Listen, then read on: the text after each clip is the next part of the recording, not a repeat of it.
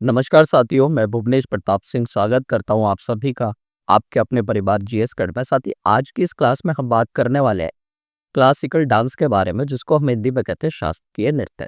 साथी याद रखना, शास्त्रीय नृत्य स्टैटिक जीके का एक ऐसा टॉपिक है जहां से हर बार आपके एग्जाम में क्वेश्चन पूछे जाते हैं। चाहे आप किसी भी एग्जाम की तैयारी क्यों ना कर रहे हो, चाहे वो एसएससी का कोई एग्जाम हो, चाहे वो रेलवे का कोई एग्जाम हो, या फिर कोई भी वन डे एग्जाम हो, तो मोस्ट इंपोर्टेंट वीडियो होने वाली है। सभी साथी शुरू से लेकर लास्ट तक क्लास पर बने रहेंगे और मेरे साथ साथ हर एक क्वेश्चन आंसर करेंगे। वीडियो अच्छी लगे तो लाइक कर देना और चैनल पर नए हो तो चैनल को सब्सक्राइब कर देना। चलिए शुरुआत करते हैं और देखते हैं आज का पहला सवाल क्या है। पहला क्वेश्चन है, संगीत नाटक अकेडमी के अनुसार भारत में कितने शास्त्रीय नृत्य हैं? संगीत नाटक अकेडमी के अनुसार भारत में कितने शास्त्रीय नृत्य हैं? तो साथी याद रखना 8। क्लियर है भैया?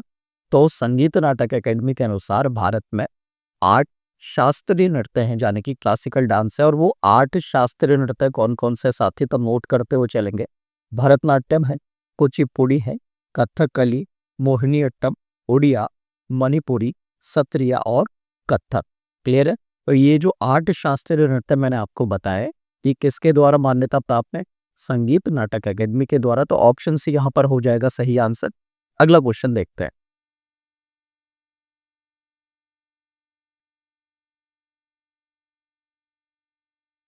भारत के संस्कृति मंत्रालय के अनुसार भारत में कितने शास्त्रीय नृत्य हैं? भारत के संस्कृति मंत्रालय के अनुसार भारत में कितने शास्त्रीय नृत्य हैं? तो साथी याद रखना 9। क्लियर है? तो संगीत नाटक एकेडमी के द्वारा 8 हैं और भारत के संस्कृति मंत्रालय के द्वारा 9 है। अब 8 तो याद रखना संगीत नाटक एकेडमी वाले हैं और एक और बढ़ जाता है जिसको भारत के संस्कृति मंत्रालय ने मान्यता दी है, और वो नौवा है। और वो नौवा कौन सा है साथी? तो याद रखना छऊ। क्लियर है? तो नौवा कौन सा है? आप कहेंगे छऊ है, तो ऑप्शन बी यहाँ पर हो जाएगा सही आंसर। अगला क्वेश्चन देखते हैं।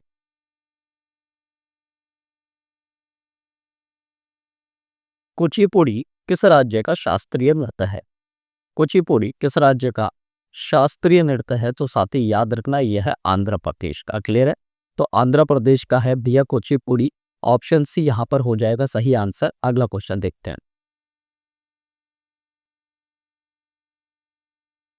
किस शास्त्रीय नृत्य शैली में प्रदर्शन में सूत्रधार या नटुनार शामिल होता है, जो संपूर्ण प्रदर्शन का संचालक होता है? किस शास्त्रीय नृत्य शैली में प्रदर्शन में सूत्रधार या नटुनार शामिल होता है, जो संपूर्ण प्रदर्शन का संचालक होता है? तो साथी याद रखना ये होता है किसमें? कुचिपुड़ी में। क्लियर है? तो ऑप्शन यहाँ पर हो जाएगा डी एकदम सही। अगला क्वेश्चन देखते हैं।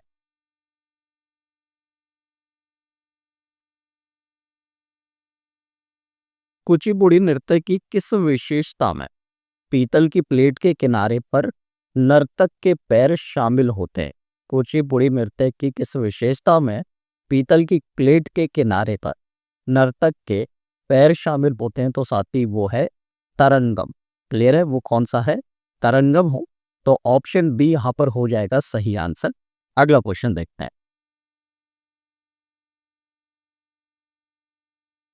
मोहिनीअट्टम किस राज्य का शास्त्रीय नृत्य है? मोहिनीअट्टम किस राज्य का शास्त्रीय नृत्य है? तो साथी याद रखना केरल का। ऑप्शन ए यहाँ पर हो जाएगा सही आंसर। अगला क्वेश्चन देखते हैं। मोहिनीअट्टम की नर्तकियों द्वारा चमकीली सुनहरी किनारियों से अलंकृत किस रंग की साड़ी पहनी जाती है? मोहिनीअट्टम की नर्तकियों द्वारा चमकीली सुनहरी किनारियों से अलंकृत किस रंग की साड़ी पहनी जाती है? तो साथी याद रखना सफेद या हल्के सफेद रंग की साड़ी पहनी जाती है। किसके लिए? आप कहेंगे मोहिनी अट्टम नृत्य शैली के लिए। और मोहिनी अट्टम नृत्य शैली की जो नर्तकियां होती है वो याद रखना भैया सफेद या फिर हल्के सफेद रंग की। क्लियर है? चमकीली सुनहरी किनारियों वाली साड़ी पहनती है। तो ऑप्शन ए यहां पर हो जाएगा एकदम सही आंसर। अगला क्वेश्चन देखते हैं।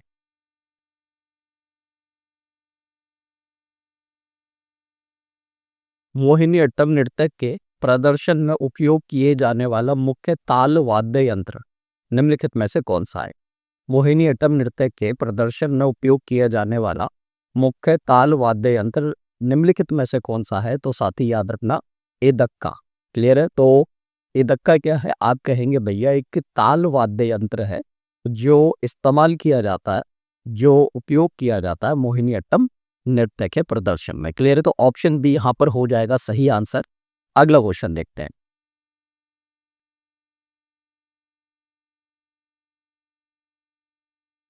मोहिनीअट्टम का संबंध किस हिंदू देवता से है? मोहिनीअट्टम का संबंध किस हिंदू देवता से है? तो साथी याद रखना भगवान विष्णु से। क्लियर है भैया? तो भगवान विष्णु से संबंधित है मोहिनीअट्टम। ऑप्शन सी यहाँ पर हो जाएगा सही आंसर। साथी एक बात याद रखना, आज के सेशन में मैं जितने भी क्वेश्चन आपको करा रहा हूँ ये सारे के सारे आपके एग्जाम में, चाहे वो एसएससी का एग्जाम हो, चाहे वो रेलवे का एग्जाम हो, चाहे वो कोई भी वनडे एग्जाम हो, हर किसी में शास्त्रीय नृत्य से जितने भी क्वेश्चन पूछे गए हैं उन सभी को आज मैं कवर करा रहा हूँ। तो मोस्ट इंपोर्टेंट वीडियो है भैया, अच्छी लगे तो लाइक कर देना और लास्ट तक वीडियो में बने रहना। चलिए देखते हैं अगला सवाल।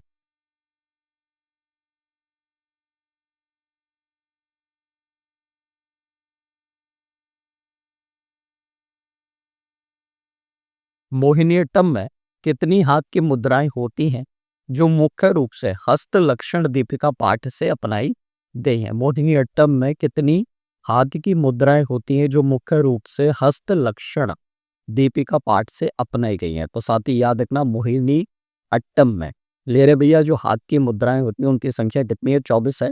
तो ऑप्शन सी यहाँ पर हो जाएगा एकदम सही आंसर। अगला क्वेश्चन देखते हैं।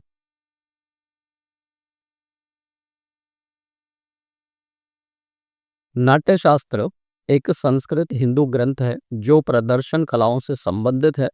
भारतीय शास्त्रीय नृत्य के कई हाव भाव को स्पष्ट करता है और इसके अनुसार मोहिनी अट्टम निम्नलिखित में से कौन सा नृत्य है? नाट्य शास्त्र एक संस्कृत हिंदू ग्रंथ है जो प्रदर्शन कलाओं से संबंधित है। भारतीय शास्त्रीय नृत्यों के कई हाव भाव को स्पष्ट करता है और इसके अनुसार मोहिनी अट्टम निम्नलिखित में से कौन सा नृत्य है? तो भैया मोहिनी अट्टम है नाट्य शास्त्र के अनुसार लास्य नृत्य। तो ऑप्शन ए यहाँ पर हो जाएगा सही आंसर। अगला क्वेश्चन देखते हैं।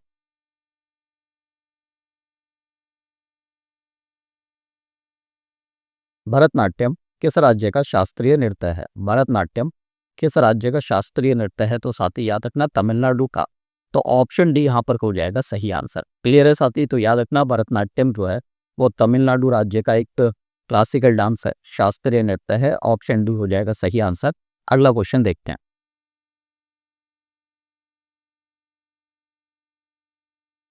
सदीर किस नृत्य शैली का प्राचीन नाम है? सदीर किस नृत्य शैली का प्राचीन नाम है? तो साथी याद रखना भरतनाट्यम का। क्लियर है? तो भरतनाट्यम को भैया सदीर के नाम से जाना जाता था। तो ऑप्शन सी यहाँ पर हो जाएगा एकदम सही आंसर। अगला क्वेश्चन देखते हैं।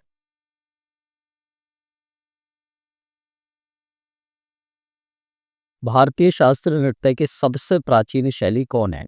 भारतीय शास्त्रीय नृत्य की सबसे प्राचीन शैली कौन है? प्राचीन का मतलब सबसे पुरानी शैली कौन है भारतीय शास्त्रीय नृत्य की? तो आपको याद रखना है भरतनाट्यम। क्लियर है साथी? तो भरतनाट्यम जो है वो सबसे प्राचीन यानी कि सबसे पुराना शास्त्रीय नृत्य है। ऑप्शन सी यहाँ पर हो जाएगा सही आंसर। अगला क्वेश्चन देखते हैं।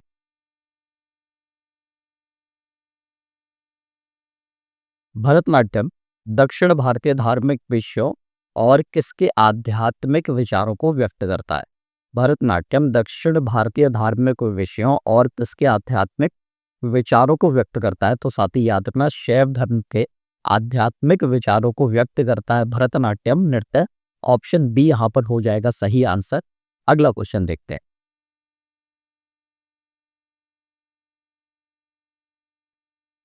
निम्नलिखित में से कौन सा शास्त्रीय नृत्य रूप तमिलनाडु के मंदिर नर्तकियों से उत्पन्न हुआ है? निम्नलिखित में से कौन सा शास्त्रीय नृत्य रूप तमिलनाडु के मंदिर नर्तकियों से उत्पन्न हुआ है? तो साथ ही याद रखना भरतनाट्यम। क्लियर है भैया? तो भरतनाट्यम शास्त्रीय नृत्य जो है वो तमिलनाडु के मंदिर नर्तकियों से उत्पन्न हुआ है। ऑप्शन डी यहाँ पर हो जाएगा सही आंसर। अगला क्वेश्चन देखते हैं।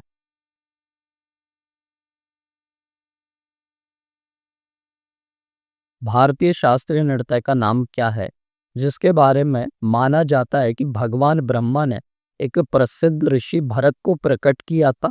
जिन्होंने कब इस पवित्र नृत्य को नाट्य शास्त्र नामक संस्कृत पाठ में संहिताबद्ध किया था?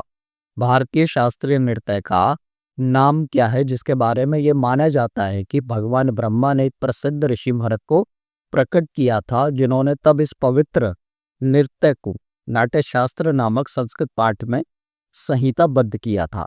तो भैया उसका नाम है भरतनाट्यम। क्लियर है? तो ऑप्शन सी यहाँ पर हो जाएगा सही आंसर। अगला क्वेश्चन देखते हैं।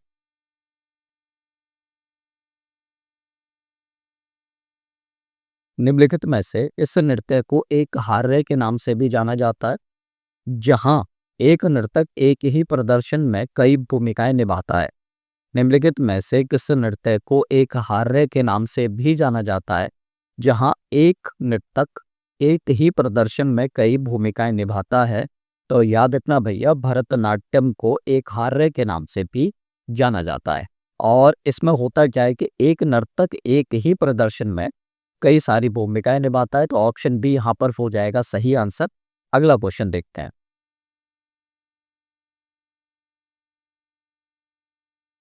देवदासी किस नृत्य शैली को जीवित रखती थी?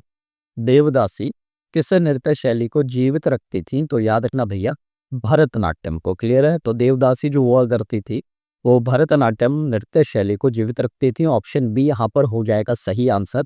अगला क्वेश्चन देखते हैं।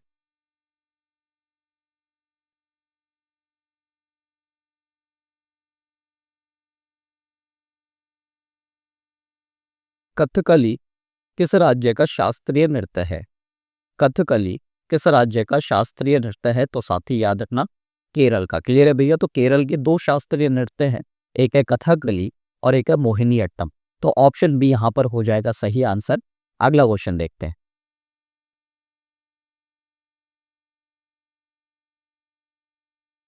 निम्न में से किस नृत्य शैली को पूर्व की गाथा के रूप में जाना जाता है? निम्न में से किस नृत्य शैली को पूर्व की गाथा के रूप में जाना जाता है? तो साथी याद रखना कथकली को पूर्व की गाथा के रूप में जाना जाता है। ऑप्शन ए यहाँ पर हो जाएगा सही आंसर। अगला क्वेश्चन देखते हैं।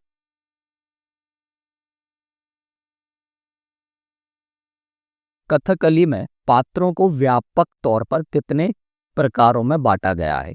कथकली में पात्रों को व्यापक तौर पर कितने प्रकारों में बांटा गया है? तो साथी याद रखना 3 प्रकारों में बांटा गया है। ऑप्शन बी यहाँ पर हो जाएगा सही आंसर। अगला क्वेश्चन देखते हैं।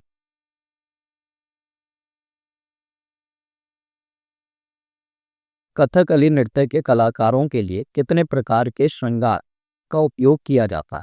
कथकली नृत्य के कलाकारों के लिए कितने प्रकार के श्रृंगार का उपयोग किया जाता है? तो साथ ही याद रखना श्रृंगार को वेशम भी कहा जाता है। क्लियर है? तो कितने प्रकार के श्रृंगार या फिर वेशम का उपयोग किया जाता है? तो आप कहेंगे भैया 5 प्रकार के श्रृंगारों का उपयोग किया जाता है। ऑप्शन सी यहाँ पर हो जाएगा सही आंसर। अगला क्वेश्चन देखते हैं।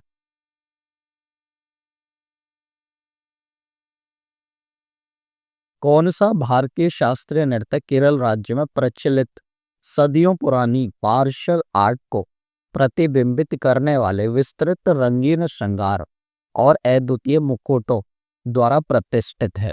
कौन सा भारतीय शास्त्रीय नृत्य केरल राज्य में प्रचलित सदियों पुरानी मार्शल आर्ट को प्रतिबिंबित करने वाले विस्तृत रंगीन श्रृंगार और अद्वितीय मुखौटों द्वारा प्रतिष्ठित है? तो याद रखना भैया कथकली है।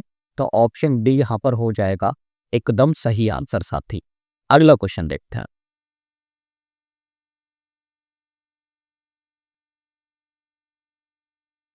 निम्नलिखित में से कौन सा भारतीय शास्त्रीय नृत्य पात्रों के प्रतीक के लिए चेहरे पर विभिन्न रंगों का उपयोग करता है?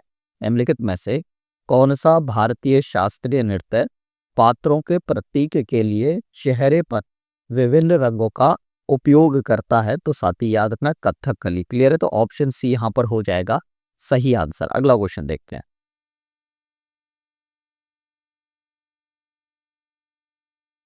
भारत के निम्नलिखित शास्त्रीय नृत्य रूपों में से कौन सा नृत्य संगीत और अभिनय का मिश्रण है और कहानियों का नाट्यकरण करता है, जो अधिकतर भारतीय महाकाव्यों से अनुकूलित है? भारत के निम्नलिखित शास्त्रीय नृत्य रूपों में से कौन सा नृत्य संगीत और अभिनय का मिश्रण है और कहानियों का नाट्यकरण करता है जो अधिकतर भारतीय महाकाव्यों से अनुकूलित है? तो साथ ही याद रखना वो नृत्य है कथकली। ले रहे भैया, तो वो नृत्य है कथकली।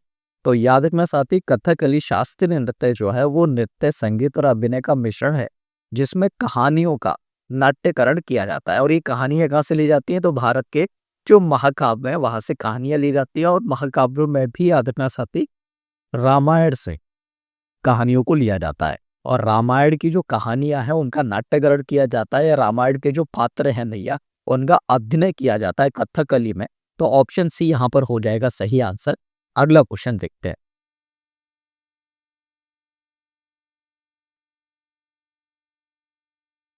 निम्नलिखित में से किस नृत्य रूप में सबसे जटिल मेकअप कोड, पोशाक, चेहरे के मुखटे, सिर की पोशाक और चमकीले रंग के चेहरे शामिल हैं? निम्नलिखित में से किस नृत्य रूप में सबसे जटिल मेकअप कोड, पोशाक, चेहरे के मुखौटे, सिर की पोशाक और चमकीले रंग के चेहरे शामिल हैं? तो भैया वो शास्त्रीय नृत्य शैली है कथकली। ऑप्शन ए यहाँ पर हो जाएगा सही आंसर। क्लियर है साथी? अगला क्वेश्चन देखते हैं।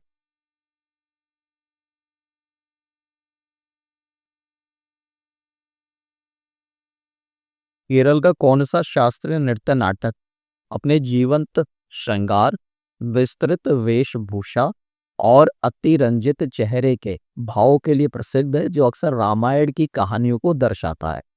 केरल का कौन सा शास्त्रीय नृत्य नाटक अपने जीवंत श्रृंगार, विस्तृत वेशभूषा और अतिरंजित चेहरे के भाव के लिए प्रसिद्ध है, जो अक्सर रामायण की कहानियों को दर्शाता है? तो अभी अभी थोड़ी देर पहले मैंने बताया था कि भैया कथकली जो है इसमें रामायण की जो कहानियां हैं उनका नाट्यकरण किया जाता है।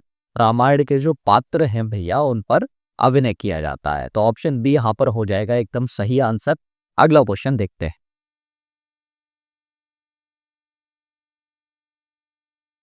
निम्नलिखित में से किस नृत्य शैली में नर्तकों के चेहरे को चित्रित मुखौटों की तरह बनाया जाता है और पोशाक में एक मोड़ स्कर्ट, एक भारी जैकेट, कई मालाएं और हार और एक ऊंचा साफा होता है? निम्नलिखित में से किस नृत्य शैली में नर्तकों के चेहरे को चित्रित मुखौटों की तरह बनाया जाता है और पोशाक में पूर्ण स्कर्ट, एक भारी जैकेट, कई मालाएं और हार, एक ऊंचा साफा होता है? तो याद रखना भैया कथकली नृत्य शैली में इन सभी का उपयोग किया जाता है। तो ऑप्शन ए यहाँ पर हो जाएगा सही आंसर। क्लियर है साथी? अगला क्वेश्चन देखते हैं।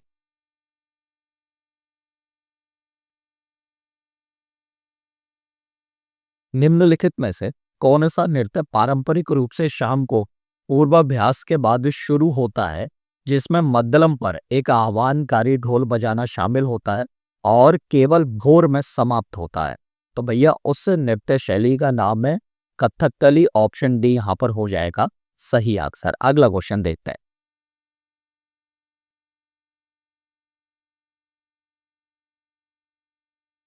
किस शास्त्रीय नृत्य में मुखौटे का प्रयोग किया जाता है? किस शास्त्रीय नृत्य में मुखौटे का प्रयोग किया जाता है? तो साथ ही याद रखना कथकली शास्त्रीय नृत्य में मुखौटे का प्रयोग किया जाता है। तो ऑप्शन बी यहाँ पर हो जाएगा सही आंसर। अगला क्वेश्चन देखते हैं।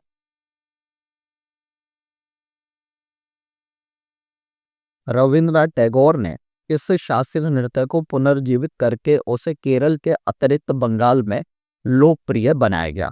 रविंद्रनाथ टैगोर ने किस शास्त्रीय नृत्य को पुनर्जीवित करके उसे केरल के अतिरिक्त बंगाल में लोकप्रिय बनाया गया? तो भैया याद रखना कथकली को। क्लियर है? तो ऑप्शन बी यहाँ पर हो जाएगा सही आंसर। कथकली को याद रखना भैया, और रविंद्रनाथ टैगोर ने पुनर्जीवित किया और उसे केरल के अतिरिक्त बंगाल में लोकप्रिय बनाया। ऑप्शन बी यहाँ पर हो जाएगा सही आंसर। अगला क्वेश्चन देखते हैं। ओडिसी किस राज्य का शास्त्रीय नृत्य है? ओडिसी किस राज्य का शास्त्रीय नृत्य है? तो साथ ही याद रखना भैया ओडिशा का। क्लियर है? तो ओडिशा का है ओडिसी शास्त्रीय नृत्य। ऑप्शन सी यहाँ पर हो जाएगा सही आंसर। अगला क्वेश्चन देखते हैं। 20वीं शताब्दी में ओडिसी शास्त्रीय नृत्य को किसके द्वारा पुनर्जीवित किया गया था? 20वीं शताब्दी में ओडिसी शास्त्रीय नृत्य को किसके द्वारा पुनर्जीवित किया गया था। तो साथ ही याद रखना भैया 20वीं शताब्दी में ओडिसी शास्त्रीय नृत्य को केलुचरण महापात्र के द्वारा पुनर्जीवित किया गया था, इसलिए ऑप्शन डी यहाँ पर हो जाएगा एकदम सही आंसर। अगला क्वेश्चन देखते हैं।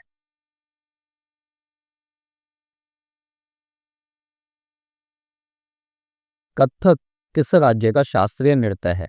कथक किस राज्य का शास्त्रीय नृत्य है? तो भैया याद रखना उत्तर प्रदेश का शास्त्रीय नृत्य है कथक। ऑप्शन बी यहाँ पर हो जाएगा सही आंसर। साथ ही कभी कभी पूछता है कि कथक भैया कहाँ का शास्त्रीय नृत्य है? तो याद रखना भैया जब कहाँ का पूछेगा तो उस समय उत्तर प्रदेश के अलावा ऑप्शन में उत्तर भारत भी हो सकता है। तो जब राज्य पूछेगा तो उत्तर प्रदेश होगा, और अगर राज्य नहीं होगा उत्तर प्रदेश तो वहां पर होगा उत्तर भारत। क्लियर है? उत्तर भारत बोले तो नॉर्थ इंडिया। तो ये जो कथक है इसका जो उदय हुआ है वो उत्तर भारत में हुआ है। उत्तर भारत के किस राज्य में? आप कहेंगे उत्तर प्रदेश में। तो इसलिए ऑप्शन बी यहाँ पर हो जाएगा सही आंसर। कभी कभी ऑप्शन में आपको उत्तर प्रदेश दिखाई देगा, और अगर उत्तर प्रदेश नहीं होगा तो उत्तर भारत यानी कि नॉर्थ इंडिया होगा। क्लियर है साथी? अगला क्वेश्चन देखते हैं।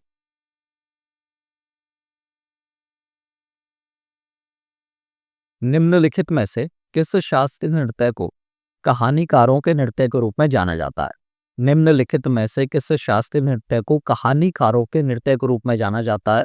तो याद रखना भैया कथक शास्त्रीय नृत्य को कहानीकारों के नृत्य के रूप में जाना जाता है। ऑप्शन सी यहाँ पर हो जाएगा सही आंसर। अगला क्वेश्चन देखते हैं।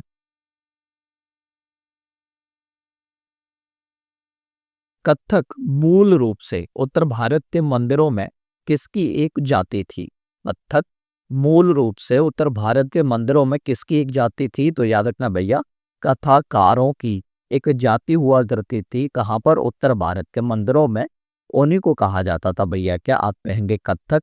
तो ऑप्शन डी यहाँ पर हो जाएगा सही आंसर। अगला क्वेश्चन देखते हैं। कथक नृत्य को किसके संयोजन के रूप में जाना जाता है? कथक नृत्य को किसके संयोजन के रूप में जाना जाता है? तो साथी याद रखना संगीत नृत्य और कथा के संयोजन के रूप में जाना जाता है कथक को। तो ऑप्शन सी यहाँ पर हो जाएगा सही आंसर। अगला क्वेश्चन देखते हैं।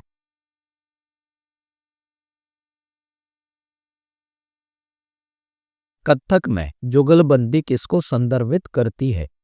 कथक में जुगलबंदी किसको संदर्भित करती है? तो याद रखना भैया कथक में जो जुगलबंदी है वो संदर्भित करती है नर्तक तबला वादक के बीच प्रतिस्पर्धी खेल को। तो ऑप्शन ए यहाँ पर हो जाएगा सही आंसर। क्लियर है भैया? तो कथक में जुगलबंदी जो है वो नर्तक और तबला वादक के बीच प्रतिस्पर्धी खेल को संदर्भित करती है। ऑप्शन ए यहाँ पर हो जाएगा सही आंसर। अगला क्वेश्चन देखते हैं।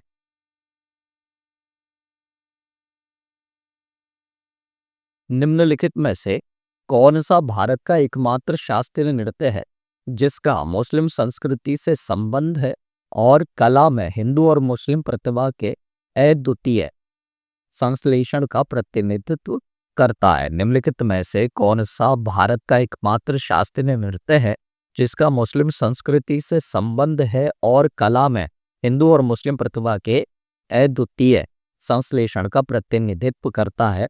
तो वो है भैया कथक। तो ऑप्शन बी यहाँ पर हो जाएगा सही आंसर। अगला क्वेश्चन देखते हैं। मणिपुरी किस राज्य का शास्त्रीय नृत्य है?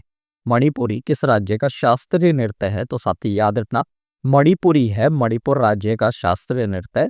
ऑप्शन ए यहाँ पर हो जाएगा सही आंसर। अगला क्वेश्चन देखते हैं। कौन सा शास्त्रीय नृत्य भारत के अधिकांश अन्य नृत्यों की तुलना में अंतर्मुखी और संयमित है? कलाकार कभी भी दर्शकों के साथ आंखों से संपर्क स्थापित नहीं करता है। कौन सा शास्त्रीय नृत्य भारत के अधिकांश अन्य नृत्यों की तुलना में अंतर्मुखी और संयमित है? कलाकार कभी भी दर्शकों के साथ आंखों से संपर्क स्थापित नहीं करता है। तो वो नृत्य है भैया मणिपुरी। तो ऑप्शन डी यहाँ पर हो जाएगा सही आंसर। अगला क्वेश्चन देखते हैं। निम्नलिखित में से किस शास्त्रीय नृत्य शैली का केंद्रीय विषय कृष्ण और राधा की प्रेम कहानियां हैं? निम्नलिखित में से किस शास्त्रीय नृत्य शैली का केंद्रीय विषय कृष्ण और राधा की प्रेम कहानियां हैं? तो साथ ही याद रखना मणिपुरी नृत्य का जो केंद्रीय विषय होता है वो कृष्ण और राधा की प्रेम कहानियां हैं। ऑप्शन डी यहाँ पर हो जाएगा सही आंसर। ठीक है साथी, तो याद रखेंगे मणिपुरी नृत्य शैली में बेसिकली कृष्ण और राधा की प्रेम कहानियों का क्या किया जाता है, आप कहेंगे उन पर नृत्य किया जाता है। ठीक है, अगला क्वेश्चन देखते हैं। मणिपुरी नृत्य में लास्य और तांडव तत्वों से संबंधित दो मुख्य भाग कौन से हैं? मणिपुरी नृत्य में लास्य और तांडव तत्वों से संबंधित दो मुख्य भाग कौन से हैं? तो साथी याद रखना, एक है जागोई और एक है चोलो। क्लियर है? तो जागोई और चोलोम जो है वो मणिपुरी नृत्य के, आप ये समझ लो क्या है, दो मुख्य भाग हैं। ऑप्शन बी यहां पर हो जाएगा सही आंसर। अगला क्वेश्चन देखते हैं साथी।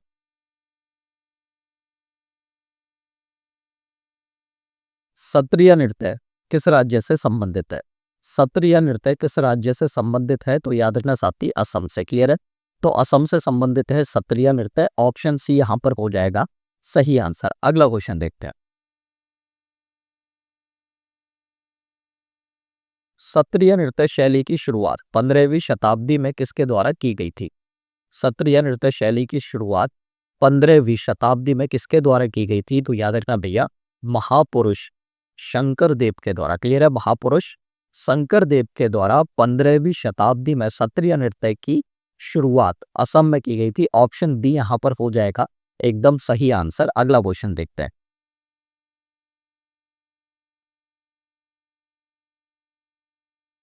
सत्रिय नृत्य किस शताब्दी ईस्वी में महान वैष्णव संत और असम के सुधारक महापुरुष शंकर देव द्वारा स्थापित किया गया था? सत्रिय नृत्य किस शताब्दी ईस्वी में महान वैष्णव संत और असम के सुधारक महापुरुष शंकर देव द्वारा स्थापित किया गया था? तो साथ ही अभी पिछले क्वेश्चन में हमने देखा था कि महापुरुष शंकर देव जी के द्वारा सत्रिय नृत्य को 15वीं शताब्दी ईस्वी में स्थापित किया गया था, इसकी शुरुआत की गई थी। तो ऑप्शन सी यहाँ पर हो जाएगा सही आंसर। अगला क्वेश्चन देखते हैं।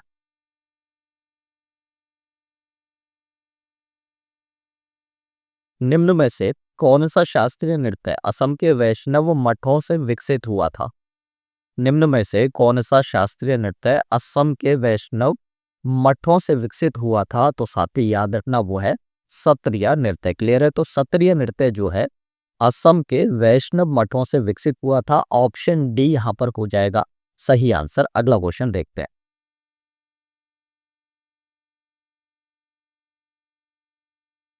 निम्नलिखित में से किस नृत्य शैली में माटी अखोरा का उपयोग बुनियादी व्यापम पैटर्न के रूप में किया जाता है, जो विभिन्न नृत्य मुद्राओं को सुविधाजनक बनाता है?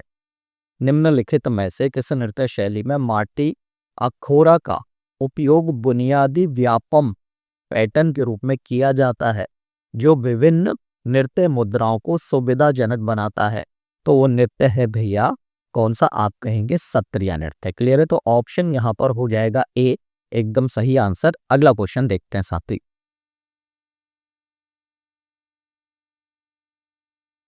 नाटकीय कला पर प्रसिद्ध ग्रंथ नाट्य शास्त्र के लेखक कौन है? नाटकीय कला पर प्रसिद्ध ग्रंथ नाट्य शास्त्र के लेखक कौन है? तो साथी याद रखना भरत मुनि। क्लियर है साथी?